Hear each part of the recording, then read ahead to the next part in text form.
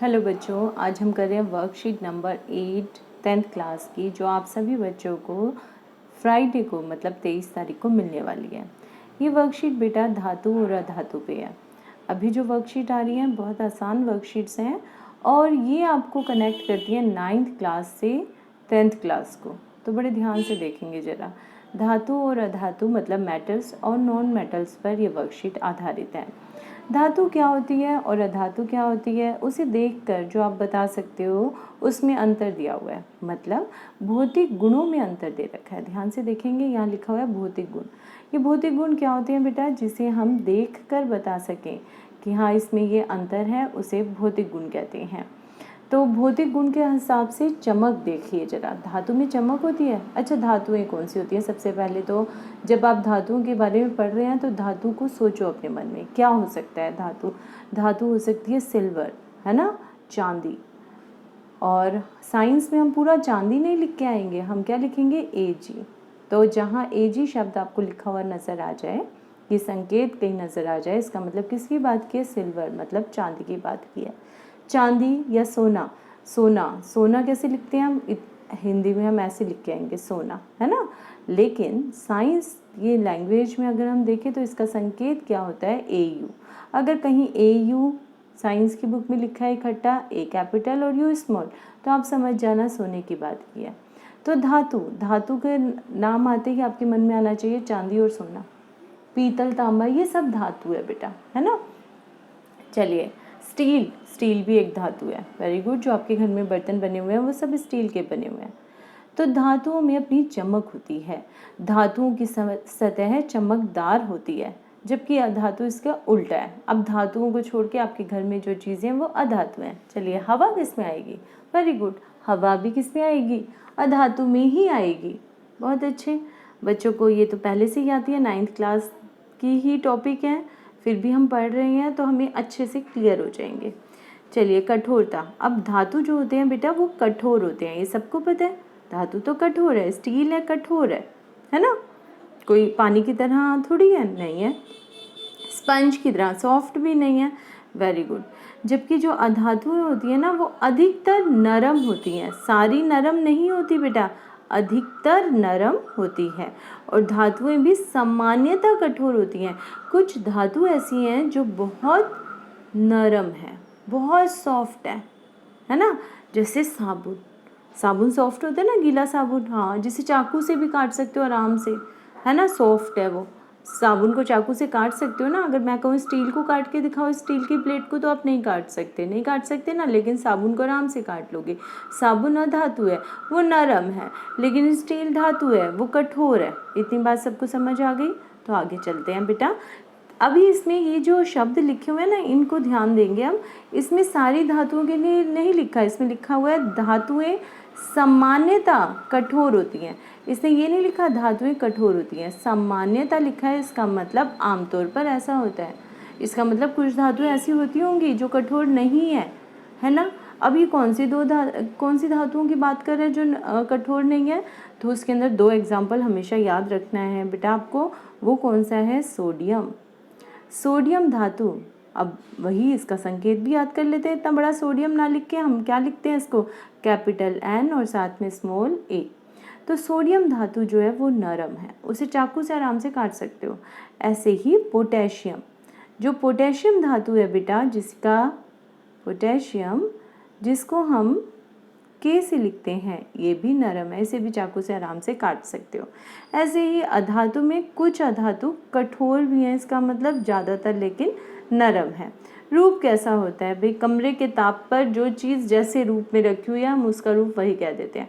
अगर हम धातुएं कमरे के ताप पर रखें तो कैसी होगी, ठोस के रूप में होगी, चांदी की शेप में रहेगी। पायल थोड़ी डिफॉर्म हो जाएगा कि पायल जो है अपने आप पिघल गई। चांदी की या आपकी स्टील की प्लेट रखी हुई है, वो अपने आप प्लेट से कटोरी बन गई, ऐसे तो नहीं होता ना। लेकिन अधातुएं जो होती हैं उसके अंदर क्या होता है, वो ठोस भी होती हैं और गैस भी होती हैं। किस पे, कमरे के तापमान पर, ठीक है। उनका रूप कैसा होता है, ठोस भी होता है और गैस भी होता है। अगला आता है आघात वर्ध्यता। तो अगर हम बात करें आघात वर्धिता, अच्छा ये जो शब्द है आघात वर्धिता, जरा इसको ध्यान से देखेंगे। आघात मतलब किसी को चोट पहुंचाना, वर्धिता मतलब बढ़ना, चोट पहुंचाकर किसी चीज़ को बढ़ाया जा सके।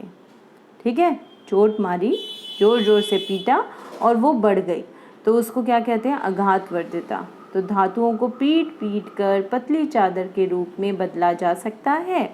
अधातुओं के अंदर ऐसा नहीं होता। अब मैं चाहूँ प्लास्टिक की प्लेट उठाऊँ, उसको पीटना शुरू कर दूँ, क्या वो पतली हो जाएगी? नहीं, वो तो टूट ही जाएगी। लेकिन यदि मैं लूँ कोई स्टील की प्लेट तो वो टूटेगी नहीं, वहाँ से पतली हो जाएगी जहाँ मैं मारूंगी।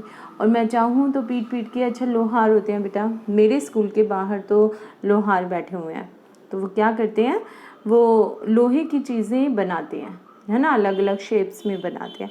तो वो क्या करते हैं, लोहे की एक पतीली सी मतलब एक पट्टी लेते हैं, उसे पीटते जाते हैं, गरम करते हैं लोहे को, फिर पीटते हैं, फिर गरम करते हैं, फिर पीटते हैं, उससे वो और चपटा हो जाता है और लंबी उसकी एक चादर सी बन जाती है, और फिर उसको वो शेप देना शुरू कर देते हैं।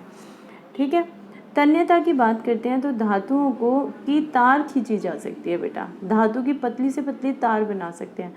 मैंने सुनार के पास देखा है, वो बिल्कुल पतली से पतली तार खींचता रहता है, उसके पास खांचे होते हैं, उन खांचों के अंदर वो पतली से पतली तार बना लेता है, कुछ इस तरह के उसके पास खांचे होते हैं, बड़ा छोटा और छोटा और छोटा, मतलब कितनी भी चाहे वो पतली तार बना सकता है, इसमें से उस पत्ती को गुजारता जाता है, खींचता जाता है।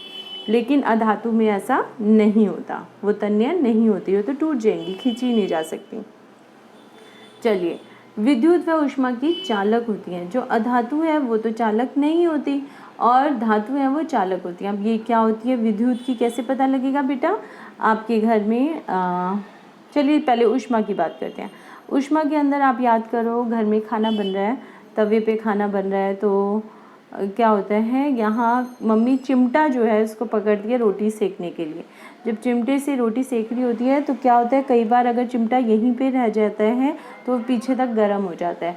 या कड़छी को ले लो, आपने भगोने के अंदर अगर कड़छी को चला रहे हैं, सब्जी बना रहे हैं और कड़छी को आपने उसी में ही छोड़ दिया, तो क्या होगा, उसका हैंडल भी गर्म हो जाएगा।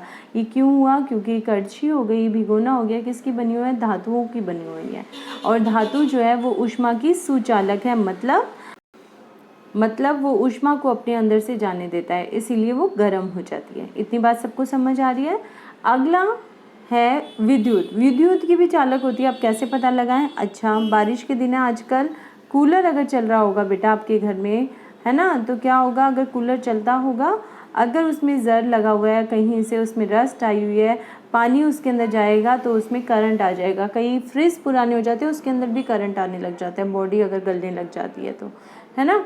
तो ये तो मैं समझाना चाह रही हूँ कि ये विद्युत की भी चालक होती हैं। इसके अलावा कोई और एग्जाम्पल, ठीक है, कई बच्चों के घर में कूलर नहीं होते, एसी होता है, तो कैसे समझेंगे इस बात को, तो बेटा घर के अंदर तारें लगी हुई हैं, जो तारें आपकी बिजली की तारें हैं, है ना, ये बिजली की जो तारें हैं इसके ऊपर एक कोटिंग की हुई होती है, रबड़ की कोटिंग। अंदर से अगर हम छील के निकालें तो क्या निकलेगा, हमें तार ही नज़र आएगी, उसके ऊपर क्या कर रखी होगी, कोटिंग कर रखी होगी, है ना। तार अंदर से कॉपर कलर की नज़र आती है क्योंकि वो कॉपर की बनी हुई है ना।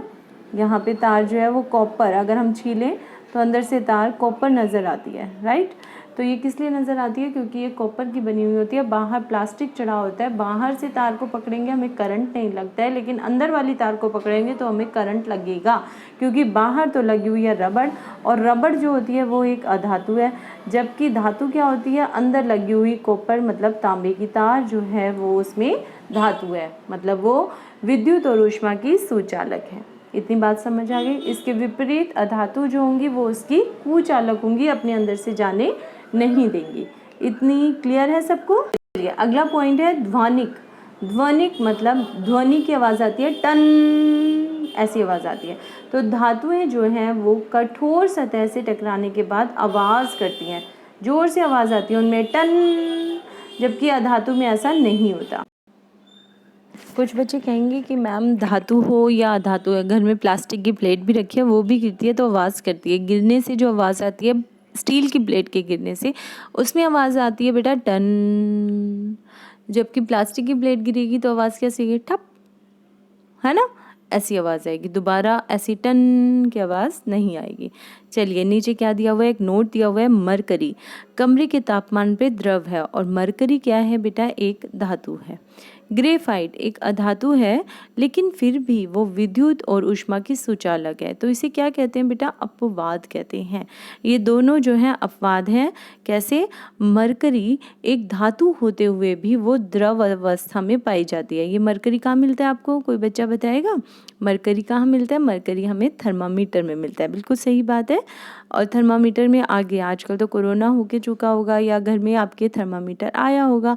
और थर्मामीटर जो है हर तरह के आते हैं, कुछ इलेक्ट्रिक होते हैं बेटा जिसके अंदर सेल लगते हैं, लेकिन कुछ ऐसे थर्मामीटर होते हैं जो कांच की एक ट्यूब सी होती है, उसमें आगे की तरफ बल्ब लगा होता है, मतलब बल्ब, उसकी शेप को बोल देते हैं बल्ब, और उसके अंदर सफ़ेद रंग का एक चमकीला सा पदार्थ भरा हुआ होता है। कुछ इस तरह से थर्मामीटर आपने देखे होंगे बेटा, उसमें चमकीले रंग का एक पदार्थ भरा हुआ होता है। इस चमकीले रंग के पदार्थ को क्या कहते हैं बेटा, मरकरी कहते हैं, है ना। मेरे पास वाइट कलर नहीं था तो मैंने येलो किया है, और यहाँ ऐसे लाइन सी आ रही होती है, उस पर नंबर्स होते हैं। चलिए, तो हमें ये समझ में आया कि मरकरी जो है ये अपवाद है। अपवाद मतलब बेटा इसका ये धातु होते हुए भी द्रव है, तो ये धातुओं की अपवाद कहलाई कौन, मरकरी, राइट। चलिए अगला क्वेश्चन देखते हैं बेटा। अब क्वेश्चन आंसर पे आ जाते हैं, बहुत ध्यान से देखना है। अपने आसपास की 3 धातुओं के नाम बताने, कोई भी 3 धातु जिसका आप मन करे वो लिख के आ सकते हो। मेरे को, हाँ ठीक है, मेरे को जो अभी मैंने आपको एग्जांपल दिया था मैं वही लिख सकती हूँ, सोना, चांदी, और क्या लिखूँ बेटा, कुछ भी लिखा हो, लोहा, है ना, ये चीज़ें घर में मिल ही जाती हैं। चलिए, तांबा लिख सकते थे। विद्युत के सुचालक से आप क्या समझते हैं? इसका मतलब है विद्युत को अपने अंदर से जाने देने वाला। ऐसी धातुएं विद्युत की सुचालक होती हैं, वो विद्युत को अपने अंदर से जाने देती हैं। ठीक है, ये लिखना है आपको, एक किनारे से दूसरे किनारे तक जाने देती है ना। अपने शब्दों में लिखा होगा, समझा दिया मैंने आपको। विद्युत का सुचालक का अर्थ है अगर विद्युत धातु के एक सिरे से दूसरे सिरे तक चली जाए, ठीक है, तो इसे विद्युत का सुचालक कहते हैं। ठीक है, उसको रोके ना, जितनी विद्युत यहाँ से आ रही है एक सिरे से उतनी दूसरे सिरे पे हमें मिल जाए, उसे हम कहेंगे विद्युत के सुचालक। अधातुओं के कोई 3 गुण बताइए। चलिए 3 गुण कोई से भी लिखा ना भाई, कौन कौन से लिख के आओगे, जो मुझे भी याद रहते हैं, वो मुझे आसान रहता है कि अधातु अघातवर्धीय नहीं होती, अधातु तन्य नहीं होती, अधातुएं विद्युत और ऊष्मा की कुचालक होती हैं। कोई भी आप लिख के आ सकते हैं बेटा, जो आपको ठीक लगे। अगला क्वेश्चन है, अघातवर्ध्यता और तन्यता का अर्थ बताइए। अभी मैंने आपको समझाया था, अच्छे से समझ आ गया होगा सभी बच्चों को। आघात मतलब चोट पहुंचाना, वर्ध्यता मतलब बढ़ना। चोट पहुंचाने से मतलब पीट कर चादर में बदलना अघातवर्ध्यता कहलाता है। तन्यता मतलब खींचकर पतले से पतला तार बना दिया जाए, उसे तन्यता कहते हैं। बस किसी वस्तु को खींचकर, वस्तु की बात नहीं हो रही, वैसे यहाँ धातु और अधातु की बात हो रही है, तो धातुओं को खींचकर पतली पतली तारें बनाई जा सकती हैं, यह गुण तन्यता कहलाता है। ठीक है, एक अधातु और एक धातु में से कौन ध्वनिक होगा? ध्वनिक मतलब टन की आवाज, तो आंसर क्या आएगा? एक धातु ध्वनिक होते हैं। बहुत आसान वर्कशीट थी बेटा, नेक्स्ट वर्कशीट के लिए जल्दी ही तैयार हो जाना। मुझे अच्छा लगा, मैंने बहुत दिनों बाद आप लोगों के लिए वर्कशीट बनाई है। थैंक यू फॉर वॉचिंग बच्चों।